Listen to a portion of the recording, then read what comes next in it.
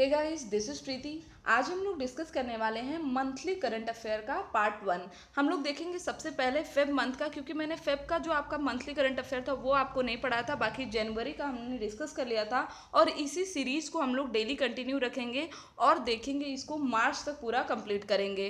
ठीक, तो फेब में जो भी क्वेश्चंस मैंने आपको पढ़ाया था उसमें से छाट के 100 से 120 क्वेश्चन मैं आपको पढ़ाऊंगी जो टॉप मोस्ट क्वेश्चंस होंगे। इससे क्या होगा कि नंबर ऑफ क्वेश्चंस कम रहेगा तो आप अच्छे से रिमेंबर कर पाएंगे और आपका रिवीजन भी होता रहेगा। तो आइए शुरू करते हैं टॉपिक को, देखते हैं हमारा पहला क्वेश्चन क्या है। शुरू करने से पहले मैं चाहूँगी कि अगर आपने हमारे एग्जाम ट्रेंड चैनल को सब्सक्राइब नहीं किया है तो चैनल को सब्सक्राइब कर लें और बेल आइकन पर जरूर प्रेस करें, जिससे कि वीडियो की नोटिफिकेशन आपको मिलती रहे। तो पहला क्वेश्चन है हमारा कि देश का पहला जियोग्राफिक इंडिकेशन स्टॉल कहाँ खोला गया है। जियोग्राफिक इंडिकेशन स्टॉल खोला गया है गोवा में। कहाँ पे खोला गया है? गोवा में खोला गया है यह इंडिकेशन स्टॉल। किसने इसका उद्घाटन किया था? तो उस समय देखिए उद्घाटन किया था मनोहर पर्रिकर ने। किसने किया था? मनोहर पर्रिकर। और आपको पता है कि मनोहर पर्रिकर का निधन हो चुका है और आपको कमेंट बॉक्स में बताना है कि गोवा के नए सीएम कौन बने हैं। ठीक, इस हवाई अड्डे का नाम क्या है? इस हवाई अड्डे का नाम है डोबलिम अंतर्राष्ट्रीय हवाई अड्डा। क्या नाम है? डोबलिम अंतर्राष्ट्रीय हवाई अड्डा इसका नाम है। चलिए अगले क्वेश्चन की बात करते हैं। साहित्य अकादमी पुरस्कार 2018 से किसे सम्मानित किया गया है? तो साहित्य अकादमी पुरस्कार 2018 से सम्मानित किया गया है चित्रा मुग्दल को। किसे सम्मानित किया गया है? चित्रा मुग्दल को। किस भाषा के लिए? तो हिंदी भाषा में इनकी एक रचना है पोस्ट बॉक्स नंबर 203 नाला सुपारा। रचना का नाम क्या है? पोस्ट बॉक्स नंबर 203 नाला सुपारा। देखिए साहित्य अकादमी पुरस्कार जो है यह कुल 24 भारतीय भाषाओं में दिया जाता है, जिसमें से मेन हम लोग याद कर लेते हैं। हिंदी में देखिए चित्रा मुग्दल को दिया गया है, अंग्रेजी में अनीस सलीम को दिया गया है, उर्दू में रहमान अब्बास को दिया गया है और संस्कृत में रमाकांत शुक्ल को दिया गया है साहित्य अकादमी पुरस्कार। अवार्ड्स देखिए हमारे एग्जाम पॉइंट ऑफ व्यू से काफ़ी इंपॉर्टेंट होते हैं, इसलिए मैंने एक इम्पॉर्टेंट अवार्ड्स का आपको पूरा वीडियो पढ़ाया जिसमें लास्ट 6 मंथ में जो भी इंपॉर्टेंट अवार्ड है उसको हम लोगों ने डिस्कस किया है। तो आप लोग इस वीडियो को प्लेलिस्ट में जा करके जरूर देख लें। अगला क्वेश्चन हमारा कि को कार्नोट पुरस्कार 2018 से किसे सम्मानित किया गया? को कार्नोट पुरस्कार से सम्मानित किया गया है पीयूष गोयल को। ठीक, क्यों और इनमें इन्हें $25,000 की राशि मिली है। इनाम कितना मिला है? $25,000 का पुरस्कार मिला है, जिसको इन्होंने क्या किया? अंतर्राष्ट्रीय सौर गठबंधन इंटरनेशनल सोलर अलायंस को दान कर दिया। तो अपने आप में यह भी बहुत अच्छा क्वेश्चन है कि आईएसए क्या है। इंटरनेशनल सोलर अलायंस देखिए इसका मुख्यालय है या एक अंतर्राष्ट्रीय संगठन है जिसका मुख्यालय है गुरुग्राम में। भारत में पहली बार किसी अंतर्राष्ट्रीय संस्था का मुख्यालय है। इसमें क्या है कि सौर ऊर्जा के लिए लोगों को प्रोत्साहित किया जाएगा, जो भी देश रहेंगे उनको प्रोत्साहित किया जाएगा, जिससे कि इन्वायरमेंट को सेव किया जा सके। अगला क्वेश्चन हमारा कि ब्लूमबर्ग इनोवेशन इंडेक्स 2019 में भारत को कौन सा स्थान प्राप्त हुआ?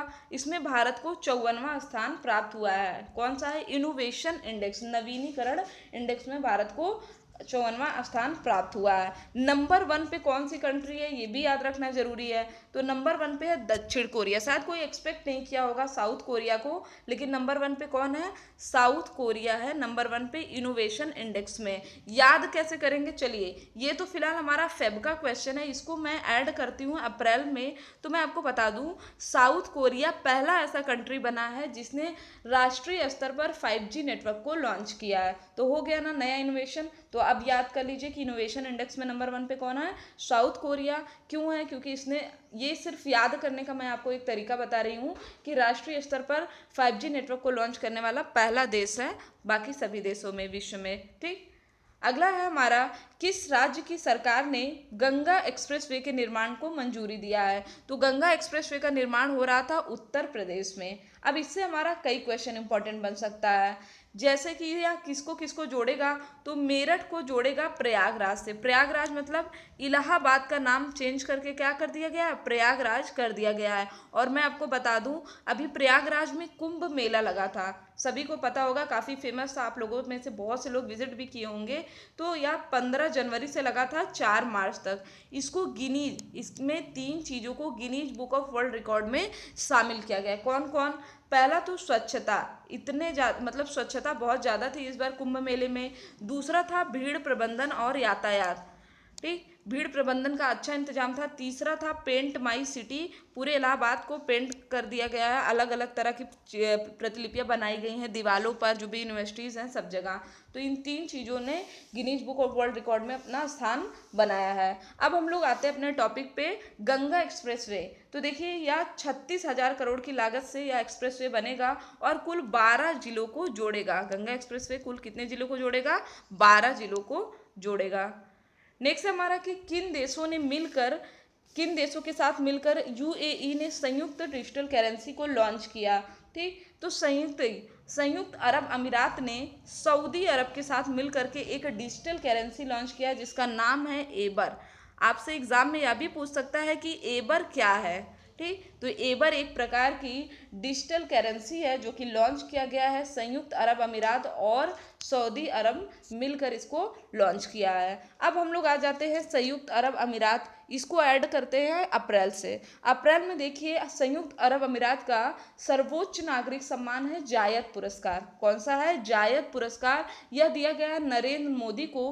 क्यों दिया गया है? क्योंकि जो आर्थिक संबंध है उसको, इस नरेंद्र मोदी का जो कार्यकाल था इसमें काफ़ी इन्होंने इसको मेंटेन किया, इसको काफ़ी मजबूत किया है, बहुत हेल्पफुल रहा है दोनों का नेचर एक दूसरे के प्रति। इस वजह से संयुक्त अरब अमीरात ने अपना सर्वोच्च नागरिक सम्मान किसे दिया है? नरेंद्र मोदी को। तो याद रखिएगा, इंपॉर्टेंट क्वेश्चन है। अगला हमारा, केंद्र सरकार ने रिसर्च फेलोशिप की राशि 25,000 से बढ़ा करके कितना कर दिया है? तो इसको 25,000 से बढ़ा करके 31,000 कर दिया गया है। कितना कर दिया गया है? 31,000 कर दिया गया है रिसर्च फेलोशिप की राशि को। चलिए अगले क्वेश्चन की बात करते हैं। अगला क्वेश्चन हमारा कि एनसीसी के महानिदेशक के पद पर किसे नियुक्त किया गया है? तो क्वेश्चन का आंसर बताने से पहले मैं आपको बता दूं कि आप लोग हमारे जाइए अपॉइंटमेंट में, एग्जाम ट्रेंड्स इंपॉर्टेंट अपॉइंटमेंट के नाम से सर्च करिए। इसमें जो भी इंपॉर्टेंट अपॉइंटमेंट्स हुए हैं उन सभी को मैंने कवर किया है। ठीक, तो समराइज करके आपको एक जगह पे मिल जाएगा। और अगर आप लोग इस तरह के वीडियोस को ज़्यादा से ज़्यादा प्रमोट करेंगे तो जल्दी ही हम आपको एक नया सेगमेंट देने वाले हैं जिसमें हम लोग लास्ट 6 मंथ में, क्योंकि स्पोर्ट देखिए काफ़ी अहम रोल निभा रहा है, अगर स्पोर्ट्स से क्वेश्चन आ जाता है तो बहुत से क्वेश्चन गलत हो जाते हैं। ठीक है, तो पूरा स्पोर्ट्स का जो वीडियो होगा उसको हम लोग कवर करेंगे 2-3 पार्ट में, जिससे कि अगर एग्जाम में क्वेश्चन आ जाए तो आपके क्वेश्चन स्किप ना हो। हालांकि मैंने आपको डेली करंट अफेयर में स्पोर्ट्स से रिलेटेड क्वेश्चंस पढ़ाए हैं। ठीक है, चलिए तो बात करते हैं एनसीसी का महानिदेशक किसे बनाया गया? तो लेफ्टिनेंट जनरल राजीव चोपड़ा को। किसे बनाया गया है? राजीव चोपड़ा को बनाया गया है एनसीसी का महानिदेशक। इसका गठन कब हुआ था? तो नेशनल कैडेट कोर एक्ट 1948 के तहत इसका गठन हुआ था 16 दिसंबर 1948 में। इसमें क्या किया जाता है? थल सेना, नौसेना और वायुसेना के लिए सैन्य प्रशिक्षण दिया जाता है और सर्टिफिकेट भी दिया जाता है। किसे? स्कूल और कॉलेज के विद्यार्थियों को। हालांकि जिनकी स्कूलिंग हो गई उनको भी पता चला होगा, और अगर जो लोग कॉलेज में हैं, क्योंकि अगर आप गवर्नमेंट एग्जाम की तैयारी कर रहे हैं तो ये दोनों तो आपके हो ही चुके होंगे, तो आपको पता होगा कि एनसीसी के कैंप लगते हैं, वहाँ पर ट्रेनिंग्स भी चलती हैं और आपको एक सर्टिफिकेट दिया जाता है। चलिए नेक्स्ट बात करते हैं। हाल ही में किस राज्य सरकार ने 1 मार्च से युवाओं को बेरोजगारी भत्ता देने की घोषणा किया है? तो ऐसा करने वाली है राजस्थान की सरकार। कौन है? राजस्थान। राजस्थान के सीएम कौन है? अशोक गहलोत है राजस्थान के सीएम। इसमें क्या किया जाएगा? लड़कों को 3,000 रुपये और लड़कियों को 35,000 रुपये, 3,000 और लड़कियों को 3,500 रुपये पर मंथ दिया जाएगा। किसे? ग्रेजुएशन के बाद 2 साल तक दिया जाएगा, क्योंकि ग्रेजुएशन के बाद ऐसा माना जाता है कि लोगों को एम्प्लॉयमेंट मिल जानी, एम्प्लॉय हो जाना चाहिए। ठीक, अब इसमें कुछ कैटेगरी भी रखा गया है। ऐसे युवा जिनकी जो सालाना आय है, जिनके परिवार की सालाना आय 2 लाख रुपए से कम है, उन्हीं को दिया जाएगा। और इसके अलावा जो यूनिवर्सिटी होगी जिनसे बच्चे ग्रेजुएट होंगे वो राज्य सरकार से मान्यता प्राप्त यूनिवर्सिटी होनी चाहिए। तो याद रखिएगा, इंपॉर्टेंट क्वेश्चन है। नेक्स्ट है हमारा, एनएसएसओ के अनुसार 2017-18 में बेरोजगारी दर कितने परसेंट रही? तो देखिए, सबसे पहले तो मैं आपको बता दूं, ऐसा पहली बार हुआ कि 45 साल में सबसे ज़्यादा बेरोजगारी दर देखी गई है 2017-18 में 6.1%। ठीक, जिसमें अगर हम लोग बात करें कि कितने नौजवान बेरोजगार हैं, तो 13 से लेकर के 27% तक नौजवान बेरोजगार है। ग्रामीण की बात करें तो 5.3%, और शहरी लोगों की बात करें तो 7.8% शहरी बेरोजगार है। एनएसएसओ का गठन हुआ था 1950 में, और इसका फुल फॉर्म है नेशनल सैंपल सर्वे ऑर्गेनाइजेशन। ठीक, अगला हमारा सीएसओ के अनुसार 2017-18 में जीडीपी की दर क्या है? तो 2017-18 में जीडीपी की दर 7.2% रही है। ठीक, अनुमानित कितनी थी? 6.7%। अब इसके अलावा मैं दो और आपको बता देती हूँ। आरबीआई और एडीबी ने अभी अपना लॉन्च किया डेटा, जिसमें उन्होंने बताया कि भारत का जीडीपी दर 2019-20 में कितना रहेगा? 7.2% रहेगा। और आरबीआई ने बोला, एडीबी ने बोला कि 2019-20 में रहेगा 7.3%। ठीक है, याद रखिएगा। एडीबी का फुल फॉर्म क्या है हमारा? Asian development bank. आरबीआई का reserve bank of India. Next हमारा कि हाल ही में एक दिवसीय मैच खेलने वाली पहली महिला क्रिकेटर, 201 दिवसीय मैच खेलने वाली पहली महिला क्रिकेटर कौन बनी है? तो मिताली राज। कई बार इनसे रिलेटेड क्वेश्चन आया है, लेकिन अब और भी धुरंधर आ चुके हैं, तो आपको स्पोर्ट्स पढ़ना बहुत ज़रूरी है। मिताली राज देखिए, एक महिला क्रिकेटर है, भारतीय महिला क्रिकेटर है, जिन्होंने भारत न्यूजीलैंड मैच में को खेल करके अपना 201 दिवसीय मैच को कंप्लीट किया। इसके अलावा इस मैच में प्लेयर ऑफ द सीरीज का अवार्ड किसे दिया गया है? स्मृति मंधाना को। अगला क्वेश्चन हमारा, हाल ही में वर्ष 2019-20 के लिए अंतरिम बजट किसने पेश किया? तो इस बजट को पेश किया है पीयूष गोयल ने। कब किया है? 1 फरवरी को किया है। ठीक है, अंतरिम बजट को किसने पेश किया? पीयूष गोयल ने। कारपोरेट, रेल और कोयला मंत्री हमारे पीयूष गोयल हैं, जिसमें अगले दशक तक नए निर्माण, भारत के नव निर्माण के लिए विजन डॉक्यूमेंट 2030 को लॉन्च किया गया है। तो हम लोग बजट के चैप्टर में इसको डिस्कस करेंगे, और हम लोग इसके बारे में पढ़ चुके हैं, लेकिन जल्दी ही फिर से एक बार इसको हम लोग रिवाइज करेंगे। चलिए, अगला हमारा, यूनेस्को ने वर्ष 2019 को किस वर्ष के रूप में मनाए जाने की घोषणा किया है? तो यूनेस्को ने इसके वर्ष 2019 को रासायनिक तत्वों की आवर्त सारणी के अंतर्राष्ट्रीय वर्ष के रूप में मनाए जाने की घोषणा किया है। क्यों? क्योंकि इसके निर्माण के 150 साल पूरे हो गए हैं। और इसे बनाया किसने था? तो 1869 में रूसी रसायन शास्त्री थे दिमित्री मेंडलीव, उन्होंने बनाया था। आवर्त सारणी में अंतिम बार कितने तत्व जोड़े गए थे? तो अंतिम बार 4 तत्व जोड़े गए थे 2015 में। 113, 115, 117, 118। ठीक है, 4 नए तत्व जोड़े गए हैं। अब यहाँ पे हम लोग बात कर लेते हैं यूनेस्को के बारे में। देखिए, यूनेस्को का फुल फॉर्म होता है United Nation Educational, Scientific and Cultural Organization, जिसका मुख्यालय कहाँ पे है? पेरिस में इसका मुख्यालय, और इसका गठन हुआ है 1945 में। एक और इम्पॉर्टेंट क्वेश्चन हमारे यूनेस्को से, यूनेस्को ने देखिए, सबसे पहले तो यूनेस्को ने कुंभ मेला को अमूर्त सांस्कृतिक विरासत स्थल के रूप में घोषित किया। इसके अलावा 2 कंट्री ऐसी है, इजराइल और अमेरिका, इन दोनों ने यूनेस्को की सदस्यता को छोड़ दिया है। तो याद रखिएगा, इंपॉर्टेंट क्वेश्चन है। नेक्स्ट है हमारा, हाल ही में किस राज्य की सरकार ने रिवर वाटर डॉल्फिन को जल जीव का दर्जा देने का फैसला किया है? तो ऐसा करने वाली है पंजाब की गवर्नमेंट। पंजाब की गवर्नमेंट क्या करेंगी? यहाँ पे जो डॉल्फिन है उनको राज्य का जल जीव घोषित करेंगी। किस नदी में है? तो व्यास नदी में करीब 5 से 11 के बीच में रिवर वाटर डॉल्फिन है, जिसे वहाँ का जलीय जीव घोषित किया जाएगा। अगला हमारा कि पाकिस्तान ने सतह से मार करने वाली किस बैलिस्टिक मिसाइल का सफलतापूर्वक परीक्षण किया है? तो इसका नाम है नस्त्र। ठीक है, क्या नाम है इसका? नस्त्र है इसका नाम। इसमें क्या हुआ है? इसके अलावा पाकिस्तान से आप याद रखिएगा कि भारत ने MFN का दर्जा वापस ले लिया था पुलवामा अटैक के बाद, मोस्ट फेवर्ड नेशन का दर्जा। ठीक, अभी आगे हम लोग का आएगा तो हम लोग उसको पढ़ेंगे। अगला हमारा कि इसरो ने किस शहर में मानव अंतरिक्ष उड़ान केंद्र लॉन्च किया है? तो इसरो ने बंगलुरु में लॉन्च किया है। इसके अलावा इसरो का एक मिशन है गगनयान, जिसके बारे में आपको जानना चाहिए। यह कब कंप्लीट होगा? 2022 में। इसमें होगा क्या कि इसरो 3 भारतीय व्योमनाट मैं क्यों बोल रही हूँ? क्योंकि देखिए, जो अमेरिका है वहाँ के जो अंतरिक्ष यात्री होते हैं उनको क्या बोला जाता है? एस्ट्रोनॉट।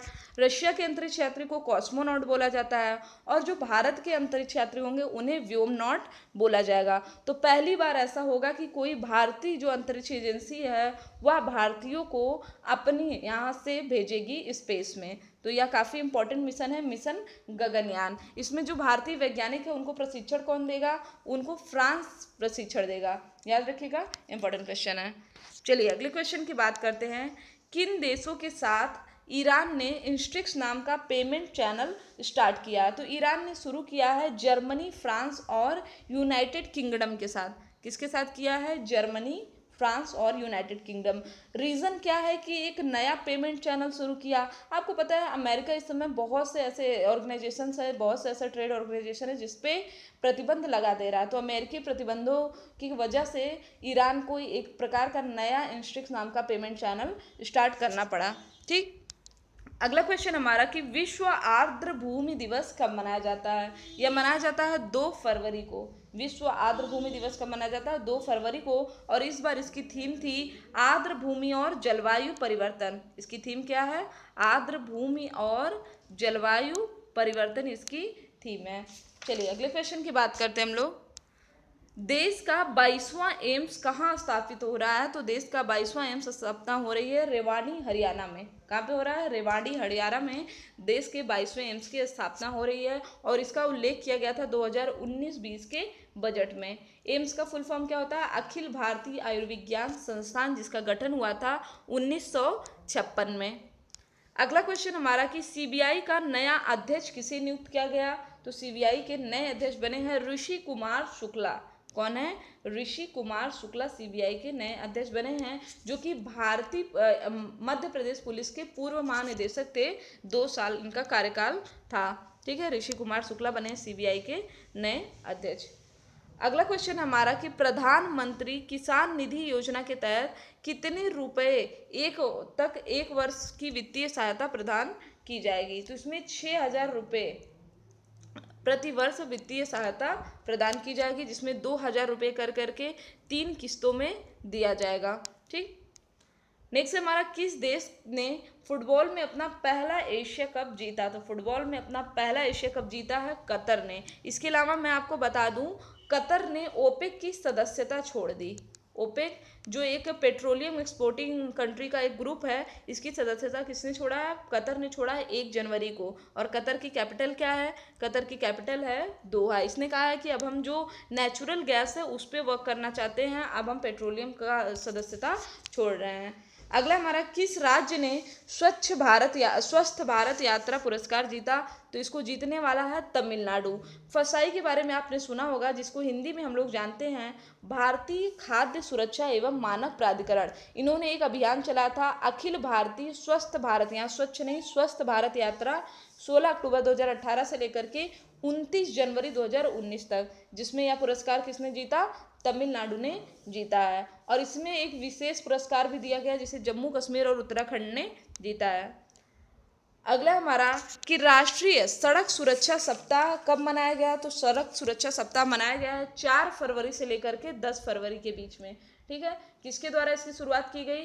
तो सड़क परिवहन और राजमार्ग मंत्रालय के द्वारा शुरू किया गया है। इसमें क्या जाएगा? मोटर कार रैली निकाली जाएगी, जिसमें गांधी जी से जुड़े जो स्थान है उन पे भेजा जाएगा इसको। और इसका समापन होगा 24 फरवरी को म्यांमार के यांगून में। कुल कितनी लंबी यात्रा होगी? 4,250 किलोमीटर लंबी यात्रा है। अगला हमारा कि हाल ही में हब्बल टेलीस्कोप द्वारा किस बौनी आकाशगंगा का खोज किया गया है? तो इसके द्वारा बेदिन 1, क्या नाम है इस आकाशगंगा का? बेदिन 1 टेलीस्कोप का आकाशगंगा का खोज किया गया है। नेक्स्ट हमारा कि इंडियन ओशन रिम एसोसिएशन की बैठक कहाँ पे हुई? तो नई दिल्ली में हुई है इंडियन ओशन रिम एसोसिएशन की बैठक। यह एक प्रकार की अंतर सरकारी संगठन है जिसका काम क्या है? यह बैठक हुई है आपदा प्रबंधन पर। इसमें क्या किया जाएगा कि जो भी सदस्य देश होंगे इंडियन ओशन रिम एसोसिएशन के, उनके यहाँ आपदा प्रबंधन में सुधार लाना इसका मुख्य उद्देश्य है। चलिए अगले क्वेश्चन की बात करते हैं।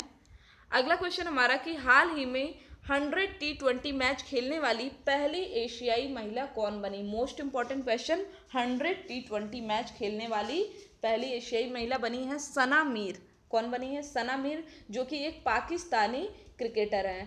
ठीक है, चलिए अगले क्वेश्चन की बात करते हैं। किस देश ने नीलांबर आचार्य को भारत में राजदूत नियुक्त किया है? क्या नाम है इनका? नीलांबर आचार्य। तो इनको नियुक्त किया है नेपाल ने भारत में अपना राजदूत। नीलांबर आचार्य नेपाल के पूर्व कानून मंत्री थे। और अब नेपाल से रिलेटेड कुछ फैक्ट जान लेते हैं। नेपाल की कैपिटल है हमारा काठमांडू। यहाँ के पीएम है केपी ओली, खड़ग प्रसाद ओली, और प्रेसिडेंट है विद्या देवी भंडारी। ठीक। और अभी 29-30 मार्च को हुआ है नेपाल निवेश शिखर सम्मेलन। कहाँ पे हुआ है? तो यह हुआ हमारा काठमांडू में।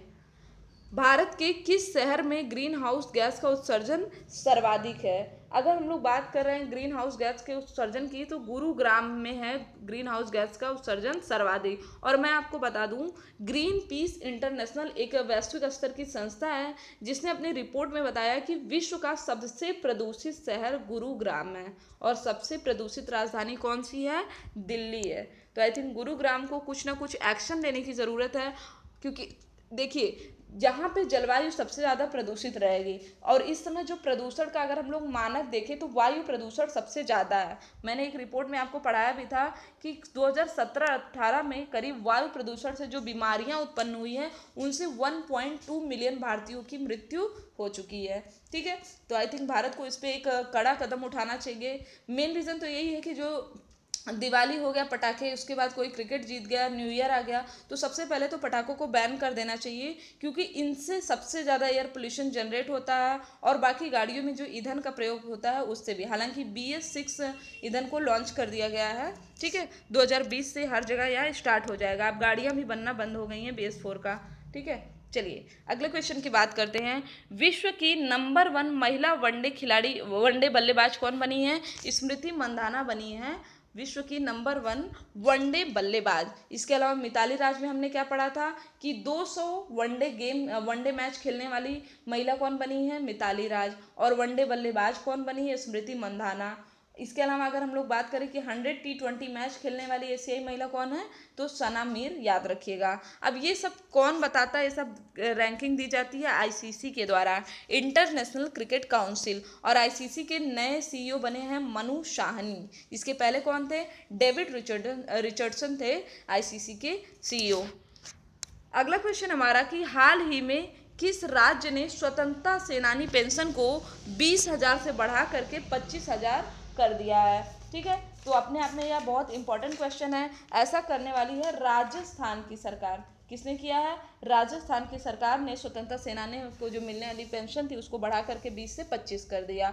इसके अलावा मेडिकल भत्ता जो मिलता था उसे भी बढ़ा करके 5,000 कर दिया। और 2 करोड़ लोगों को 1 रुपये प्रति किलो के हिसाब से गेहूं का वितरण भी किया जाएगा। कहाँ पे? राजस्थान के द्वारा। इसके अलावा मैंने अभी आपको इसके पहले पढ़ाया कि राजस्थान ने युवा भत्ता की शुरुआत की है, जिसमें लड़कों को 3,000 और लड़कियों को 3,500 रुपये दिए जाएंगे। याद रखिएगा। ठीक है। नेक्स्ट है हमारा कि डीडी अरुणा प्रभा उपग्रह चैनल की शुरुआत कहाँ पे किया गया है? इसकी शुरुआत किया गया है अरुणाचल प्रदेश में। कहाँ पे? यह दूरदर्शन का 24वां उपग्रह चैनल है। याद रखना क्यों जरूरी है? क्योंकि यह दूरदर्शन का 24वां उपग्रह चैनल है, डीडी अरुणा प्रभा उपग्रह चैनल। अब अरुणाचल प्रदेश क्या है? इसकी कैपिटल है ईटानगर। और मैं आपको अगर इसको थोड़ा सा अप्रैल से कोरिलेट करूँ तो अप्रैल में अरुणाचल प्रदेश में 3 जिलों, अरुणाचल प्रदेश में टोटल 9 जिले हैं, जिसमें से 3 जिलों से आफ्स्पा कानून को हटा दिया गया है। इसके अलावा अरुणाचल प्रदेश में डीफो पुल है, जिसका उद्घाटन निर्मला सीतारमण ने किया। दूसरा है हमारा स्टील केबल ब्रिज, ब्योरुंग ब्रिज, जो कि कहाँ पे है? अरुणाचल प्रदेश में है, और यह एक स्टील केबल ब्रिज है। अगला क्वेश्चन हमारा कि कटलेस एक्सप्रेस क्या है? कटलेस एक्सप्रेस एक नौसैनिक अभ्यास है। ठीक है। कटलेस एक्सप्रेस क्या है? नौसैनिक अभ्यास, जिसका आयोजन किया गया है अमेरिका और अफ्रीका के द्वारा। इसमें क्या करना है कि समुद्री कानून प्रवर्तन क्षमता का आकलन करना और उसमें सुधार करना। यह कब से कब तक चला है? तो 27 जनवरी से लेकर के 6 फरवरी के बीच चला है। नेक्स्ट है हमारा कि राष्ट्रीय कृमि मुक्ति अभियान का कौन सा संस्करण इस समय चल रहा है? तो राष्ट्रीय कृमि मुक्त अभियान का 8वां संस्करण चल रहा है इस समय। यह 3 मंत्रालय मिल करके इसको चलाया है। कौन कौन? स्वास्थ्य और परिवार कल्याण मंत्रालय, दूसरा है महिला एवं बाल विकास मंत्रालय, तीसरा है मानव संसाधन विकास मंत्रालय। इसके बचाव की एक दवा निकाली गई है जिसका नाम है अल्बेंडाजोल। क्या है? अल्बेंडाजोल। कृमि मुक्त अभियान में एक बचाव की दवा निकाली गई है। और अगर हम लोग बात करें कृमि मुक्ति दिवस कब मनाया जाता है? कृमि मुक्ति दिवस मनाया जाता है साल में 2 बार। एक तो 10 फरवरी को मनाया जाता है, दूसरा मनाया जाता है 10 अगस्त को। ठीक, कृमि मुक्ति दिवस। अगला हमारा कि VVIP ऐप लॉन्च किया किसने? तो निर्वाचन आयोग ने लॉन्च किया है। अब निर्वाचन आयोग, देखिए इस समय हमें क्या जानना है? हमें जानना है कोड ऑफ कंडक्ट के बारे में, जिसे हम लोग साधारण भाषा में जानते हैं आचार संहिता। बहुत से क्वेश्चन इस बार हमारे चुनाव से जनरेट होने वाले हैं, क्योंकि देखिए अभी तक कोई एग्ज़ाम हुआ नहीं है, चाहे मंडी परिषद, लोअर या हम किसी भी एग्ज़ाम की बात करें तो अभी कोई भी एग्ज़ाम नहीं हुआ है।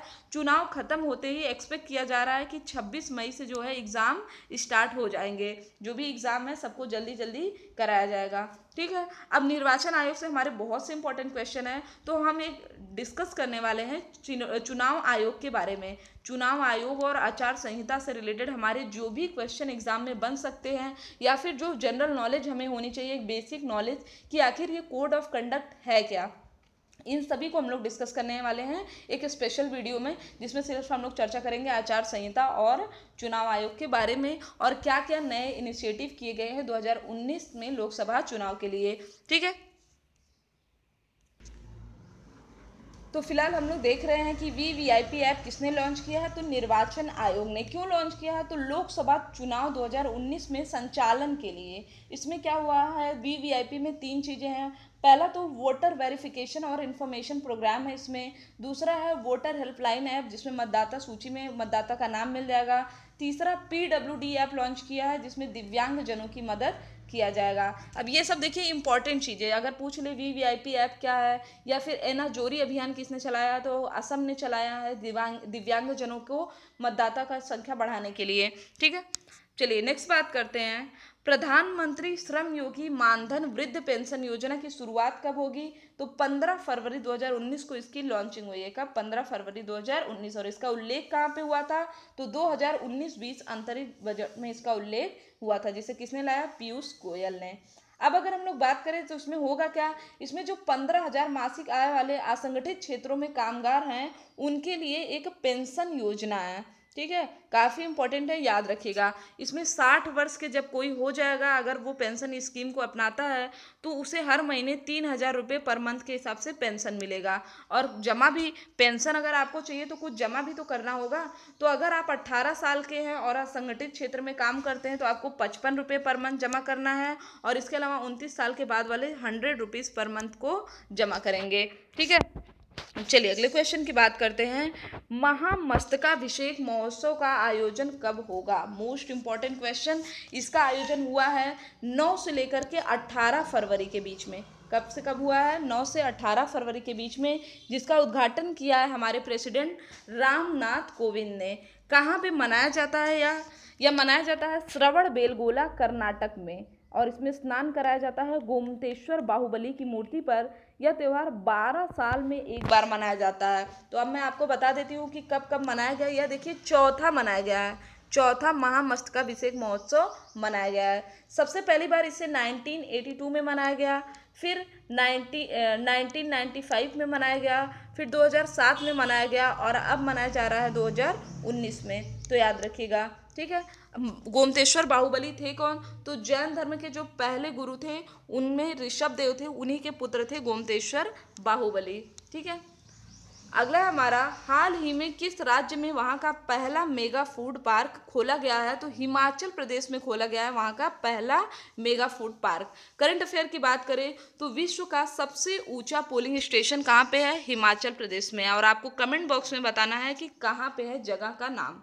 ठीक, नेक्स्ट हमारा, अरुंधति योजना किस राज्य ने शुरू किया है? यह शुरू किया गया है असम के गवर्नमेंट द्वारा। इसमें क्या किया जाएगा कि राज्य की सभी लड़कियों, जैसे हमारे यहाँ क्या रिचुअल है एक, कि विवाह में सोना गिफ्ट किया जाए। ठीक है, तो सोने के गोल्ड से बने जो आभूषण होते हैं वह गिफ्ट किया जाएगा। 10 ग्राम सोना दिया जाएगा राज्य की सभी लड़कियों की शादी पे। कुछ कंडीशंस भी अप्लाई होती हैं, कोई भी इस तरह की योजना रहती है तो टर्म्स एंड कंडीशन जरूर अप्लाई होती हैं। जिनकी annual income less than 5 lakh होगी उनका, और जो विशेष विवाह असम अधिनियम 1954 में पंजीकृत होंगे। ठीक है, चलिए अब असम से रिलेटेड और भी हमारे क्वेश्चन है। जैसे भारत का सबसे लंबा सड़क रेल पुल कहाँ पे है? बोगीबील पुल, तो यह असम में ब्रह्मपुत्र नदी पर है। इसके अलावा असम ने एनाजोरी एक योजना लगाई है, किसके लिए? तो चुनाव में दिव्यांगजनों की मदद के लिए असम ने इस योजना को लॉन्च किया है। अगला हमारा, हाल ही में किस देश ने अपनी अदालतों में हिंदी को तीसरी आधिकारिक भाषा बनाया? तो ऐसा करने वाला है अबू धाबी। कौन है? अबू धाबी है ऐसा करने वाला। पहली भाषा तो अरबी है, दूसरी अंग्रेजी है, तीसरी क्या है? हिंदी। अबू धाबी की बात करें तो वहाँ पे 26 लाख भारतीय है। ठीक है, वहाँ पे कितने भारतीय हैं? 26 लाख भारतीय है। नेक्स्ट है हमारा कि 72वां बाफ्टा पुरस्कार समारोह में किस मूवी को सर्वाधिक पुरस्कार दिया गया? तो द फेवरेट मूवी को सर्वाधिक पुरस्कार दिया गया है बाफ्टा पुरस्कार समारोह में। नेक्स्ट हमारा कि डेन डेविड पुरस्कार किसे दिया गया? तो संजय सुब्रमण्यम। यह कहाँ का पुरस्कार है? डेन डेविड इजराइल का प्रतिष्ठित पुरस्कार है, जिसमें संजय सुब्रमण्यम को दिया गया है। ठीक है, जो कि एक भारतीय इतिहासकार है। नेक्स्ट है हमारा, गृह मंत्रालय द्वारा प्रस्तुत रिपोर्ट के अनुसार सर्वाधिक मानव तस्करी कहाँ पे होती है? सबसे ज़्यादा मानव तस्करी होती है पश्चिम बंगाल में। करीब हर बार 8115 लोगों की तस्करी कहाँ पे होती है? पश्चिम बंगाल में। उसके बाद राजस्थान में, एंड आफ्टर देन महाराष्ट्र में। मानव तस्करी में क्या क्या चीज़ें? मजदूरी हो गई, बधुआ मजदूरी या देह व्यापार, ये सभी किस में आते हैं? मानव तस्करी में ही आते हैं। अगला क्वेश्चन हमारा है कि एक्वा मेगा फूड पार्क का उद्घाटन कहाँ पे? एक्वा इन द सेंस सीधे पहुंच जाइए आप एक्वेरियम, और एक्वेरियम में कौन रहती है? एक्वेरियम में रहती हैं मछलियाँ। तो इसका उद्घाटन किया गया है आंध्र प्रदेश में। इसके अलावा एक्वा 2.0 मिशन कहाँ पे लाया गया? तो मेघालय में। ठीक है, वहाँ मछलियाँ जो इंपोर्ट होती थी उससे बीमारियाँ फैलती थी, तो उसको कम करने के लिए मेघालय ने एक्वा मिशन 2.0 वहाँ पे लॉन्च किया है। और एक्वा मेगा फूड पार्क का उद्घाटन कहाँ पे हुआ है? आंध्र प्रदेश में हुआ है। इसका नाम क्या है? Godavari aqua mega food park. ठीक, चलिए अगले क्वेश्चन की बात करते हैं। अगला क्वेश्चन हमारा, हाल ही में किसे नया मुख्य चुनाव आयुक्त बनाया गया है? तो नया मुख्य चुनाव आयुक्त बने हैं सुशील चंद्रा। कौन बने हैं? सुशील चंद्रा बने हैं। ठीक है, कब? तो 14 फरवरी 2019 को सुशील चंद्रा बने हैं नए चुनाव आयुक्त। नेक्स्ट है हमारा, सॉरी यहाँ पे देखिए एक चीज़ मैं आपको बता दूँ, सुशील चंद्रा बने हैं चुनाव आयोग के सदस्य। ठीक है, सुशील चंद्रा। जबकि अगर हम लोग बात कर रहे हैं मुख्य चुनाव आयुक्त, यहाँ पे आप लोग बिल्कुल मत कंफ्यूज होइएगा, यहाँ पे मुख्य चुनाव आयुक्त नहीं लिखा है, यहाँ पे लिखा है नया चुनाव आयुक्त। तो चुनाव आयुक्त में सदस्य होते हैं, 3 सदस्यीय टीम होती है, उसमें सुशील चंद्रा हैं एक टीम मेंबर, दूसरे हैं अशोक लवासा। और जबकि अगर हम लोग मुख्य चुनाव आयुक्त की बात करें तो वो कौन है? सुनील अरोड़ा हैं मुख्य चुनाव आयुक्त। तो बिल्कुल भी कंफ्यूज मत करिएगा। किस आर्टिकल में दिया गया है संविधान के? तो आर्टिकल 324 में दिया गया है मुख्य चुनाव आयुक्त के बारे में। नेक्स्ट है हमारा, किस देश में धान की भूसी से बायोजेट फ्यूल बनाने की योजना चल रही है? तो ऐसा चल रहा है भारत में। कहाँ पे चल रहा है? भारत में। कहाँ पे? भारत में कहाँ पे? भारत में पंजाब सरकार द्वारा यह चलाया जा रहा है, जिसमें करीब 630 करोड़ का बजट है। इसके अलावा पंजाब से आप यह भी याद रखिएगा, जो साइंस एक हमारा समिट हुआ है, साइंस समिट, इसमें तो पंजाब के लवली प्रोफेशनल यूनिवर्सिटी में यहाँ पे टाइम कैप्सूल को गाड़ा गया, जिसे 100 साल बाद निकाला जाएगा। ठीक, नेक्स्ट है हमारा कि हाल ही में एयर इंडिया का अध्यक्ष दूसरी बार किसे बनाया गया? तो अश्विनी लोहानी को बनाया गया है एयर इंडिया का अध्यक्ष। मैं आपको बता दूं 2017 तक यह रेलवे बोर्ड के अध्यक्ष थे। कई बार मैंने आपको पढ़ाया है कि रेलवे बोर्ड के अध्यक्ष थे, लेकिन अगर अब हम लोग बात करें कि वर्तमान में रेलवे बोर्ड के अध्यक्ष कौन है, तो वीके यादव है। रेलवे बोर्ड के वर्तमान में अध्यक्ष कौन है? वीके यादव। नेक्स्ट हमारा कि एनआरआई विवाह पंजीकरण विधेयक 2019 के अनुसार किसी एनआरआई को कितने दिन के भीतर शादी का पंजीकरण कराना आवश्यक है? तो 30 दिन के भीतर। ठीक, अन्यथा उसका पासपोर्ट रद्द कर दिया जाएगा। नेक्स्ट हमारा, यूनिसेफ द्वारा जारी फैक्ट शीट चाइल्ड 2019 नामक रिपोर्ट के अनुसार भारत के किस राज्य में सबसे ज़्यादा बाल विवाह प्रथा लागू है? तो सबसे ज़्यादा बाल विवाह प्रथा लागू है बिहार में। ठीक है, कहाँ पे? बिहार में लागू है। उसके बाद बंगाल एंड देन राजस्थान। तो ये थे हमारे आज के इंपॉर्टेंट क्वेश्चन। अभी इसमें हम लोगों ने सिर्फ 50 क्वेश्चन को कवर किया, बाकी क्वेश्चन को हम लोग नेक्स्ट पार्ट में कवर करेंगे, क्योंकि सीरीज बहुत लंबा हो जाएगा तो पढ़ने में प्रॉब्लम होगी। इस वजह से मैं सिर्फ 50 क्वेश्चन डिस्कस कर रही हूँ, वो भी पूरा डिटेल में। तो आई होप कि आपको ये सीरीज़ पसंद आई होगी। अगर आपको ये सीरीज़ अच्छी लग रही है, आप चाहते इसे कंटिन्यू रखा जाए, तो हमें कमेंट बॉक्स में अपना ओपिनियन ज़रूर बताएं। इसके अलावा अगर कुछ मॉडिफिकेशन चाहते हैं तो भी हमें बताएं। तो वीडियो अच्छा लगा तो चैनल को सब्सक्राइब जरूर करें और शेयर करना ना भूलें। जो भी आपके व्हाट्सएप फेसबुक ग्रुप होंगे एजुकेशनल, उसमें वीडियो को जरूर शेयर किया करें। और अगर ऐड आए आपके वीडियो तो ऐड को स्किप मत किया करिए, ऐड को पूरा देखा करिए। Thank you friends, thank you so much.